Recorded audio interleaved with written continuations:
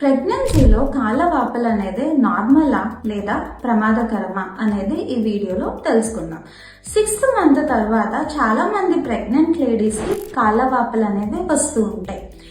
బాడీలో ప్రెగ్నెన్సీ వల్ల వచ్చే హార్మోనల్ చేంజెస్ వలన బ్లడ్ వాల్యూమ్ అనేది పెరుగుతుంది. అందువలన కాళ్ళ వాపులు, చేతుల వాపులు, అలానే ఫేస్ వాయడం అనేది కూడా చూస్తూ ఉంటాం. బేబీ పెరిగే కొద్దీ బేబీ బరువు ఇంకా గర్భసంచి యొక్క బరువు అంతా ఇన్ఫీరియర్ వీనా కవే అనే ఒక బ్లడ్ వెసల్ మీద పడుతుంది. ఈ బ్లడ్ వెసల్ కాళ్ళల్లో నుంచి రక్తాన్ని గుండె వరకు పంపిస్తుంది.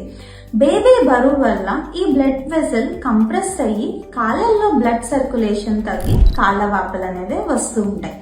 ఇలాంటి కాళ్ళ వాపులు చిన్న చిన్న ప్రికాషన్స్ తీసుకోవడం వల్ల తగ్గిపోతాయి. అవేంటో చెప్తాను. ఎక్కువసేపు ఒకే పొజిషన్ లో కూర్చోకూడదు. కూర్చునేటప్పుడు కాళ్ళ కిందన ఒక చిన్న స్టూల్ పెట్టుకుని ఉంచుకోవాలి.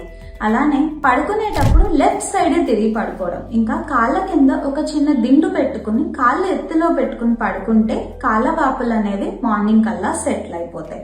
డైట్ లో కొన్ని మోడిఫికేషన్స్ అంటే తక్కువ సాల్ట్ ఉన్న డైట్, హై పొటాషియం డైట్ అంటే బనానా, కొబ్బరి నీళ్లు, వాటర్ అనేది తరచుగా తీసుకుంటూ ఉండాలి. కొన్ని కండిషన్స్ లో కాళ్ళ వాపులు అనేవి అస్సలు నెగ్లెక్ట్ చేయకూడదు, చాలా డేంజరస్. అవేంటంటే హై బీపీ ఉన్నప్పుడు, బాడీలో ప్రోటీన్ శాతం తక్కువ ఉన్నప్పుడు, ఎనీమియా అంటే రక్తహీనత, కిడ్నీ సమస్యలు కానీ గుండె సమస్యలు. ఇలాంటి సిచ్యువేషన్ లో కాళ్ళ వాపులు అనేవి రెడ్ అలర్ట్ సైన్. ఇమీడియట్ గా డాక్టర్ ని సంప్రదించి సరైన టైంలో ట్రీట్మెంట్ తీసుకోవడం చాలా ఇంపార్టెంట్. Thank you.